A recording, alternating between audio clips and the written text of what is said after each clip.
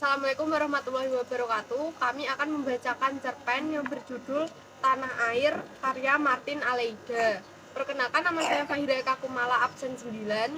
Saya Riza Azhara, absen 27. Saya Nuriyati, absen 24. Saya Nadia Yudhitiani, absen 22. A few moments later. Tanah Air karya Martin Aleida. Hatiku teduh, dia kelihatan tenang. Cuma matanya saja yang terus memandangiku dengan ganjil. Seakan aku ini siapa, bukan istrinya. Tadi sambil duduk berdampingan menjuntaikan kaki di tubir tempat tidur, perlahan kupotongi kuku-kukunya yang panjang, hitam berdaki, dari tangan sampai kaki. Gemertak pemotong kuku meningkahi angin pagi yang deras dan dingin memukuli jendela. Tanpa menatapku, barang sekejap pun seperti berbisik pada dedaunan di luar. Lagi-lagi dia mengulangi igawan yang saban pagi.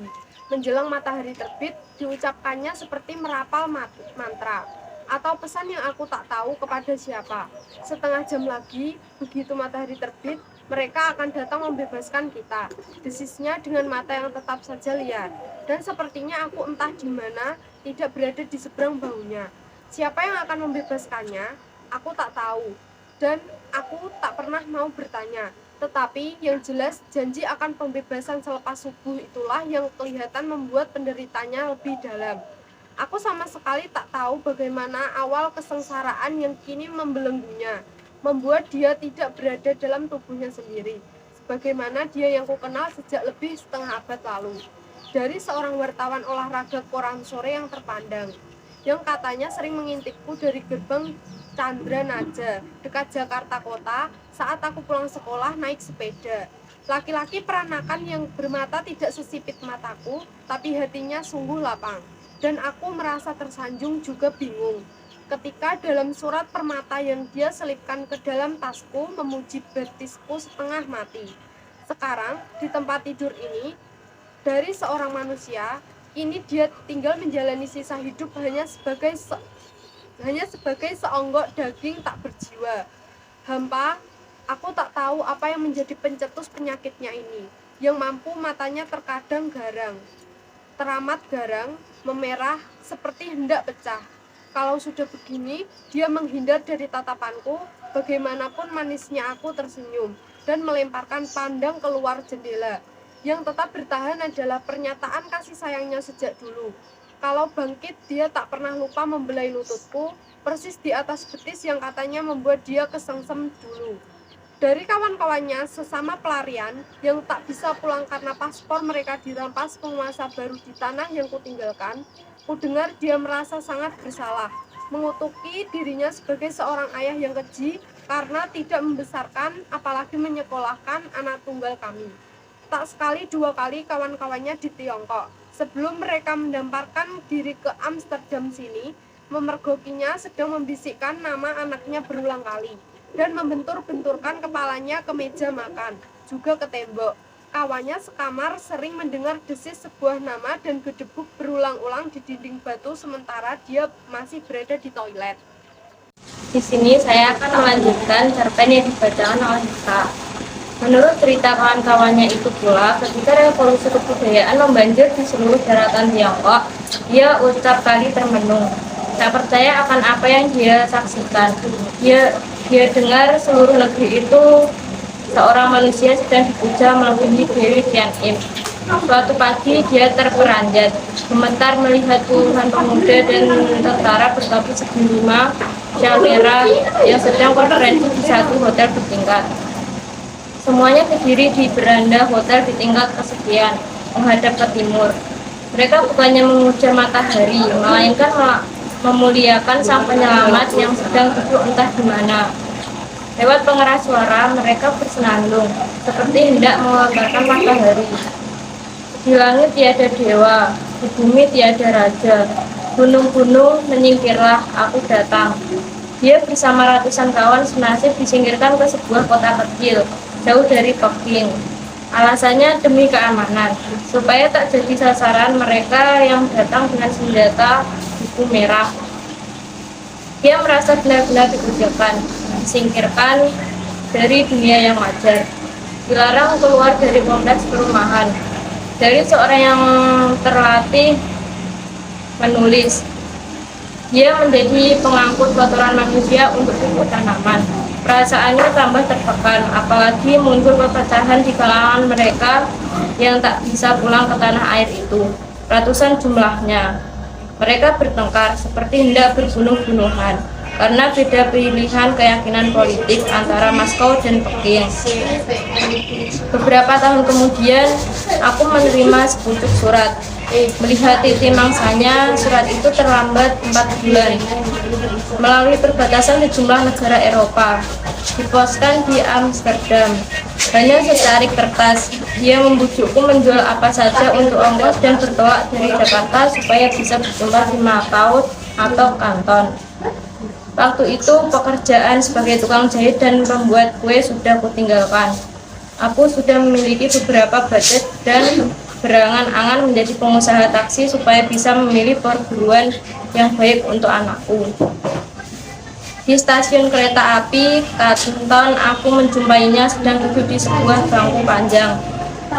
Duduk berpangku tangan. Dari rona matanya, sepertinya dia kehilangan sesuatu yang sangat berharga. Aku memanggil namanya. Ini aku, sapaku. Dia berdiri, memelukku erat-erat seperti hendak meremukkan tulang rusukku. Orang menggilir mudik tak dia hiraukan. Malam pertama, dia bercerita tentang rencananya berangkat ke Belgia yang tak lama lagi akan membuka hubungan diplomatik dengan Tiongkok. Sehingga visa tinggal di negara itu diperkirakan akan mudah diperoleh. Dari negara itu, katanya dia akan melompat ke Belanda, di mana beberapa orang temannya senasib sudah siap menampung. Aku hanya meletakkan kupingku dengan baik-baik di bahunya, mengiyakan apa saja yang dia rencanakan. Malam kedua, hatiku terasa seperti dia tonjok. Ketika dia katakan ada kabar yang sampai ke kupingnya, bahwa aku sering pergi dengan lelaki lain. Lantas dia keluarkan sebuah buntalan kecil dari saku celananya, dibalut kain putih, di dalamnya segumpal tanah merah yang kering. Ciumlah, ini tanah Indonesia. Apapun yang akan terjadi, dia akan mempertautkan kita. Katanya lamat-lamat seraya memegangi tanganku, merebahkan kepala di bahuku, semacam permintaan maaf atas tuduhan yang baru saja dia timpakan kepadaku. Katanya, tanah itu dia bawa ketika meninggalkan Jakarta menuju Kairo dan kandas di Peking. Saya akan melanjutkan membaca cerpen dari Nuryati. Tak sampai 5 tahun setelah pertemuan di Kanton itu, begitulah kalau tak salah ingatanku. Budgetku sudah selusin dan taksiku 5. Dengan bantuan pengarahan dari gereja, aku bisa menyekolahkan anakku di Australia. Dia studi teknologi informasi, keinginannya satu-satunya. Setelah beberapa lama bermukim di Belanda, suamiku berkirim surat, layaknya pecandu sepak bola yang ingin lawannya kalah habis-habisan. Dia berteriak melalui baris-baris suratnya, "Juallah semuanya, jangan tinggalkan sepeser pun di negeri yang dikuasai Faris itu. Terbanglah kemari, tanahmu, tanahku, walau segenggam, menunggu di sini." Tak terlalu sulit untuk memenuhi keinginannya. Ada orang-orang gereja yang siap membantu mencarikan pembeli. Juga sanak saudara sekalipun mereka harus mendekatiku dengan hati-hati. Cecunguk di mana-mana. Tiba-tiba datang lagi surat dari dia. Singkat, "Memerintah jangan berangkat dulu. Keadaan tidak aman." Maksudnya apa? Aku tak tahu. Tunggu kabar selanjutnya, katanya. Padahal rumah sudah terjual. Terpaksa aku mengontrak rumah selama setahun. Kabar susulan dari dia belum juga muncul selama setahun. Aku berniat baik, ingin berbuat kebajikan kepada suami yang kucintai, orang yang sayangnya pada anakku membuat dia dikungkung ketegangan karena merasa bersalah tidak ikut membesarkannya. Tetangga, sanak famili, boleh acuh tak acuh karena takut. Namun gereja membukakan pintu untukku, walau hanya hubungan gereja kecil. Disitulah aku tinggal sambil menunggu aba-aba keberangkatan yang akan datang dari daratan impian. Berita tak usah berpanjang-panjang, sementara keteguhan tak boleh padam. Singkat cerita, aku mendarat di Sukidul. Dia menyambutku di pintu keluar. Dada sesak oleh kebahagiaan. Aku dirangkulnya berlama-lama. Lantas mendorong barang bawaanku menuju kereta api. Rumahnya agak di tepi Amsterdam. Masyarakat terdiri dari berbagai ras. Orang Suriname yang paling banyak. Ruang tamunya cukup lega. 2 kamar tidur lengkap dengan dapur dan kamar mandi yang memadai. Terletak di lantai depan. Dari kawan-kawan terdekatnya, terutama peranakan, ku peroleh keterangan bahwa kesengsaraan berupa stres yang dia tangguhkan bertambah buruk. Apapun aku akan dan harus menemaninya. Sebagaimana aku harus membesarkan anakku, maka aku juga harus mendampinginya walau ajal nanti. Dia sering merenung, matanya acap kali menerawang kosong keluar jendela. Jarang sekali dia memulai percakapan. Hatiku melambung bahagia ketika anakku liburan dan mengunjungi kami. Ketika dia masih duduk di sekolah dasar, dengan susah payah aku melerai kemarahannya terhadap ayah yang dia tuduh tidak bertanggung jawab, meninggalkannya, menyanyiakan ibunya, bersenang-senang di luar negeri sana, di meja makan, menjelang tidur. Terkadang saat sedang belajar, kalau momennya kena, ku katakan bahwa ayahnya tidak bersalah. Tak bisa pula membesarkan dan menyekolahkannya bukan pilihannya. Susah payah aku menjelaskan kepada bahwa ada kekuasaan yang begitu buruk rupanya, sehingga sampai hati memisah seorang anak tunggal dari ayahnya. Dan sekarang sudah terbebas dari siksa di masa kecilnya. Selain penjelasan berulang-ulang yang kusampaikan, dia juga menjadi matang dengan jalan yang dia temukan sendiri, terutama oleh dunia yang bisa dia arungi lewat ide. Bagaimanapun kekuasaan mencoba berbohong dan menutupi kejahatannya, terbongkar juga di dunia maya dan membuat dadaku monggok.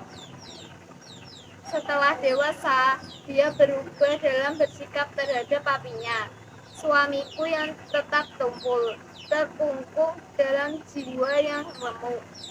Setelah putra tunggal kami itu kembali ke Australia, ketegangan yang dialami suamiku bukannya mengendur, bercakap-cakap di taman, di meja makan, di tempat tidur.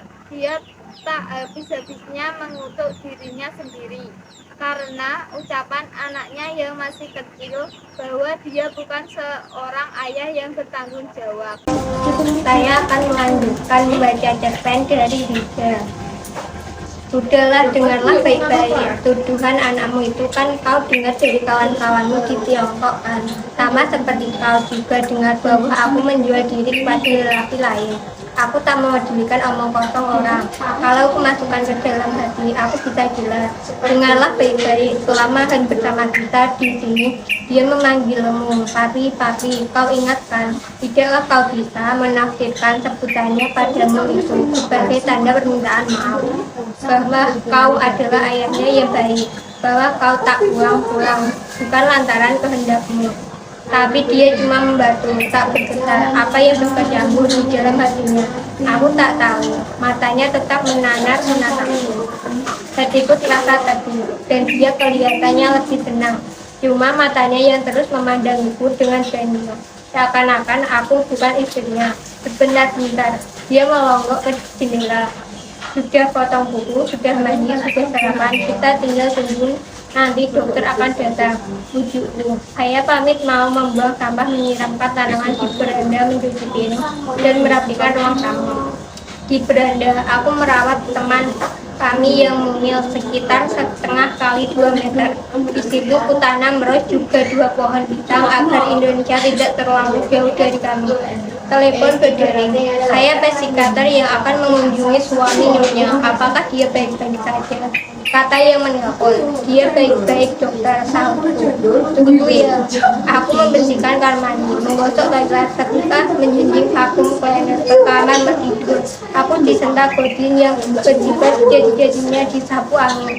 Jendela carangan, tempat tidur melopong. Aku berteriak manggilnya.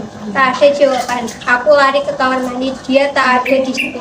Toilet kosong. Secepat petir pikiranku terbang. Suara orang yang menelpon yang mengaku psikiater tadi, katanya mirip suaranya. Kudorongkan kepalaku keluar jendela, memanggil-manggil namanya ke samping ke bawah. Gimana kau? Gimana? Kukunci seluruh ruangan.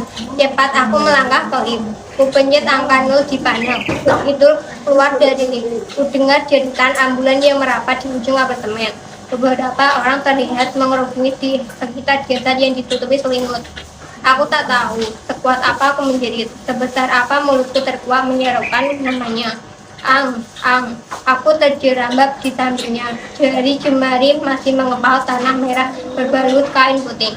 Di dekatnya ada secari kertas yang berkata, Tanah Air Indonesia. Kalau terjadi apa-apa, tolong hubungi istriku, Ansui. Ini nomor teleponnya.